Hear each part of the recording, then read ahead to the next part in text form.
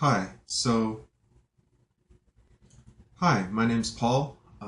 This is my channel, and I don't have a lot of videos, so I thought I would start trying to make some. Not a lot of things that I'm interested in, but I am interested in prepping. That's one of them, so I thought I would make a short video about it and add to the mix of the thousands of videos already on YouTube about the subject, but, it's not really about that so much. It's just about sharing my philosophy and, letting others kind of react to it and see what they think.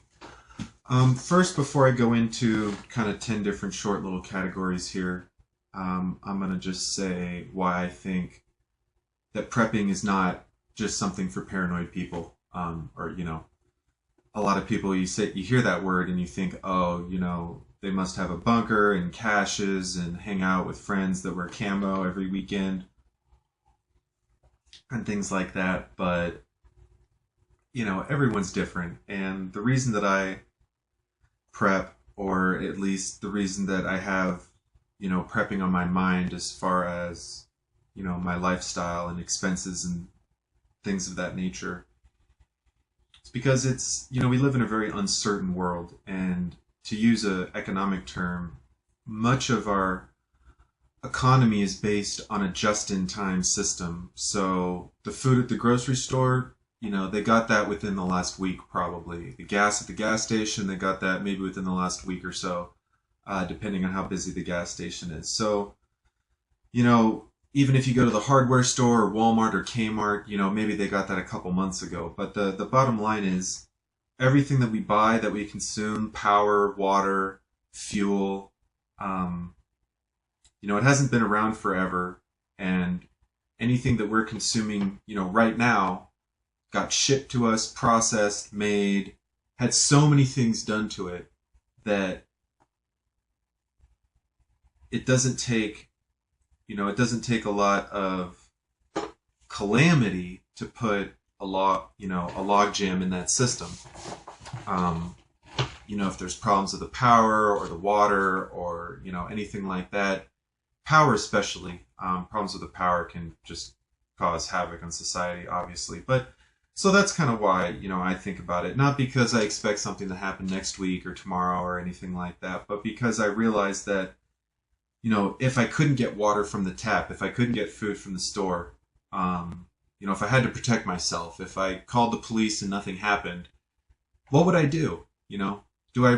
Am I really prepared for that kind of life? And I don't think any of us really will be until it happens, at least speaking for myself. So that's a little bit about the why. Let's get right on into the nitty gritty. So 10 kind of subjects about prepping. First one is bugging in versus bugging out. And I have to tell you, sorry about the chair squeaking, by the way. It's kind of not an ideal system, but part of when I first started kind of looking into this stuff, I thought for sure, bugging out's the best way to go. Too many people in the city, and I'll just live in the woods, like everyone else. And more I've come to realize that it's not unrealistic for everyone. It's unrealistic for me at this point in my life. Not to say I don't have outdoor skills, that I couldn't start a fire. I've never caught a wild animal or hunted. If push came to shove, I might be able to snare a thing or two or build a bow or something like that. But I don't think relying on deer and fish in the wilderness, especially when I live in Southern California in an area of about 9 million people, is a really viable option, because I'm going to be fighting with hundreds, if not thousands, of people for the mountains. So I don't think it's a better situation than what I have here. Yes, I'm surrounded by the city. Yes, that does present unique challenges, but it also has so many advantages. Community, I think, being the biggest one, especially in my case, and I'll get on to the next thing here. But as far as the long-term plan, if things really do get bad, I don't think long-term out in the woods, unless you're really, super survivor man, I don't think it's a really great option. And I don't mean you shouldn't train or, have those skills or improve your outdoor skills. I think they're um, just something everyone should have. How to start a fire, how to build a tent, how to sleep overnight, how to go to the bathroom outdoors, how to not, eat poisonous stuff and touch poisonous stuff and watch out for animals and just little things that, city slickers might not get. So in versus out, definitely bugging in. Maybe with the potential to bug out, but it's just not for me. What if I have 10 gallons of gas or, 50 gallons of gas? I mean, how far am I going to go? How much gas am I going to store? What am I going to do when I have to park my car in the middle of nowhere and leave it? That's a really valuable car. And granted, I might not get that much use out of it if I just leave it parked at my house and I'm bugging in, but I guarantee if I leave with that car, there's a really good chance I'm going to lose it long term. I'm going to have to leave it. I'm going to run out of gas. There's going to be a problem. If you think you're going to bug out with your car and you and your car are going to stay together for months and months and weeks and years, it ain't going to happen. It's just not going to happen. So that's why I think so many reasons bugging in, I think, is preferable. Second topic, skills versus possessions. Buy a lot of stuff or learn how to do a lot of stuff. Both, skills obviously are a lot easier to take with you. If I know how to start a fire with flint and steel, yeah, I need some flint with me. But if I know how to use a bow drill or a magnifying glass or, make a lens out of making a pool of water from some saran wrap or something, a la Green Power Science and stuff those guys do, skills are going to help you in the long run a lot more. Possessions are a lot more short term. You have a water filter? Great. It'll last a while. Do you know how to make a filter with a 2-liter bottle and sand and charcoal and dirt? Sand, charcoal, and gravel, I think. I've never made one. That would last a lot longer, long term. Do you know how to work on things? Can you fix things? Can you cook? Do you know first aid? Having a Band-Aid versus knowing first aid in the long run, what's more important? Knowing some first aid, obviously. So, buying stuff is great, but I would never focus on buying stuff. Always be thinking about what kind of skills, do I have? And personally, just to share, I'm a bit of a handy person, so I have kind of home repair skills. I do a little bit of auto stuff, basic electric skills. I'm a engineering student, so a little bit of design skills. I probably won't be doing any, computer-aided drafting if the power's out, but, knowing how to do some hand calculations and how to design a short little bridge that you could drive a truck over or something like that, that's going to be valuable. If you know how to can, if you know how to dry stuff, you know how to smoke things, you know how to salt pork, if you know how to knit, how to sew, how to, repair furniture. I mean, anything that you know how to do. And it's not about doing it on your stuff. Like, oh, great, I know how to change my brakes, but I only have one car. Well, what about everyone else that needs help with their brakes? Or someone else who's, no matter what it is, if you have a skill and things are difficult, that skill can probably benefit someone, no matter what it is. And that's, kind of ties back into the bugging in versus bugging out, that if you're out in the forest and you run out of food and you know how to fix a car, that's great, but you're in the forest. If you run out of food and you're in your apartment, maybe you go down to the local, labor barter stop or whatever and say, hey, I can do this, I can do that for a couple cans of food. It's not something you're going to get if you're on your own. You're not going to get that opportunity to barter your skills for supplies if you're out in the middle of nowhere. Now, there are a lot of advantages to being on your own. You don't have to fight with other people for all resources and such, but which actually ties me into number 3, going solo or going with a group. Personally, I can't imagine doing it solo. It just seems seems way too difficult. Kind of what I was talking about before, how things that we consume are processed by a lot of people. Life, life takes more work if you have to make everything yourself. If I can, collect some firewood and trade it to someone who can fix my jacket with a needle and thread or a sewing machine, that means I don't need a sewing machine. And it means they don't need an axe or a hatchet or a saw or whatever I'm using to process the wood, wheelbarrows and carts and who knows. But, more tying into more economics, it goes to your comparative advantage. Everyone in the country doesn't need to know how to change oil. Maybe 1 in 1,000 people need to know how to change your oil. And then if someone needs their oil changed, you just find that guy. So that's why not everyone is a plumber. Not everyone knows how to fix their roof or fix their computer or, you know, whatever skill you can think of. That's why we don't all need to do it, because as a community, we call the plumber, we call the repair guy, we call upon the butcher and the slaughterhouse to, take care of these needs that we have. So when you're in a community, you get so much from not only the input that everyone else in the community brings, but the specialization. You might be able to forge a knife if you make your own charcoal kiln in the backyard or oven or forge or whatnot, but you're not going to be as good as the blacksmith, who that's all he does. So if you want to be able to make a knife, learn how to make a knife. But if you want to be able to trade for a higher quality knife, stick with the group, stick with your community. Doesn't mean you have to stay in the city. You could have a smaller group, but people, that whole jack of all trades, master of none, it's very, very true. If you need a heart doctor and the only doctor you have in your group is a veterinarian, that's the kind of situation you're going to be in if you go off with 10 people and say, well, we're better off just the 10 of us versus the whole city. So you got to kind of think, like, really unique worst case situation. Would I rather be able to call upon more people or not? Now that's on the positive side. On the negative side,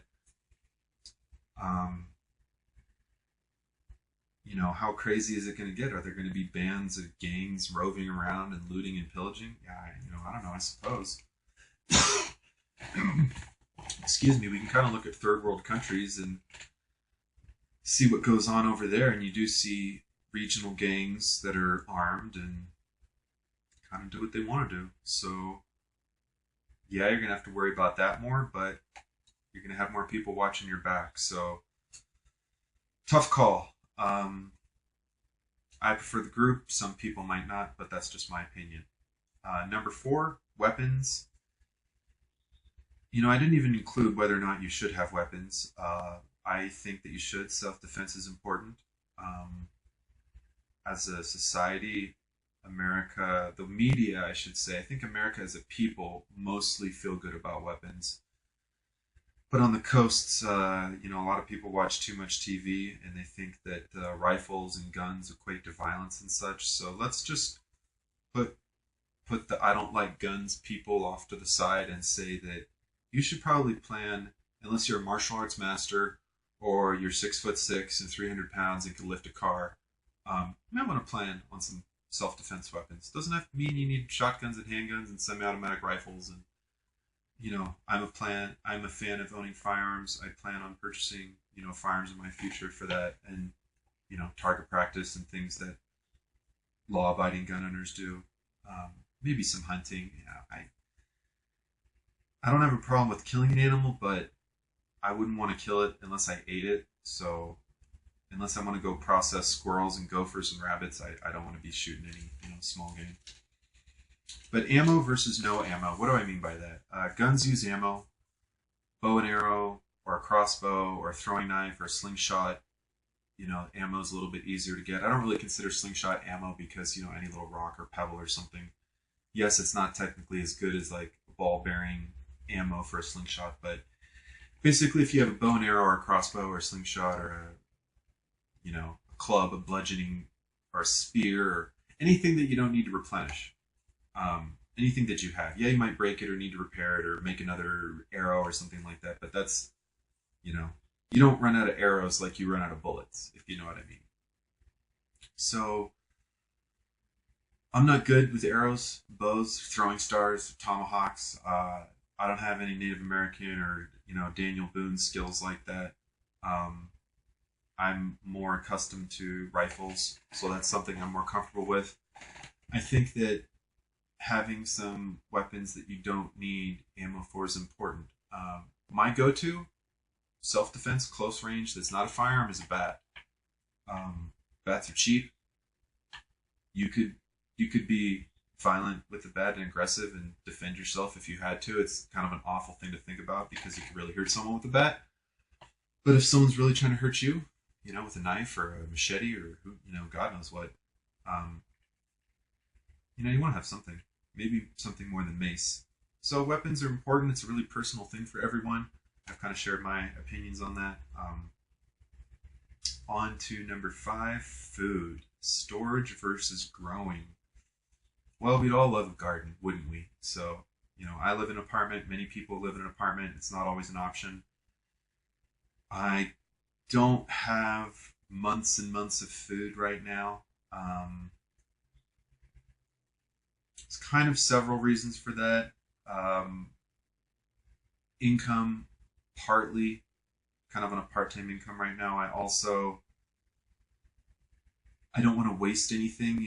If you buy a year's worth of food and a year from now, you have to eat a year's worth of food. I don't know if people really realize how that works, but let's say I buy a month of butter. Okay, a month's worth of butter. Let's say I can put it in the freezer. It's only going to last so long. Let's say it lasts a year, and a year from now, I have a month's worth of butter to eat. Well, what if all that butter goes bad in a week?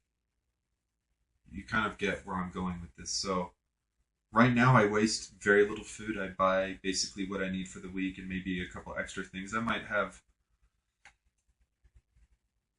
all told in my house right now, probably when I run out of food, probably about a week, couple weeks of food. I know I should get up to 30 days and just buy a couple bags of rice and stuff like that. But the problem is, I really don't eat rice or other things like that. So I don't want to buy 10 pounds of rice and beans and then have to eat 10 pounds of rice and beans because I don't really eat 10 pounds of rice and beans. So my prepping situation right now is less than ideal, just being honest. Ideally, I would love to get to 30 days food and water, 90 days food and water.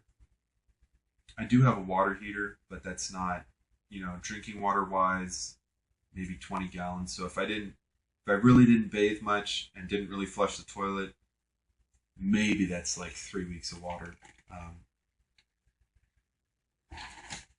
I do have a pool right up the street though, so worst come to worst, I would just filter or still some pool water. Not really a big deal. By the way, if you live near a pool, or if you don't know if you live near a pool, you should check the pools in your area, because if you run out of water, the pool will not run out of water. Yes, there's chlorine in it. Yes, there's stuff in it.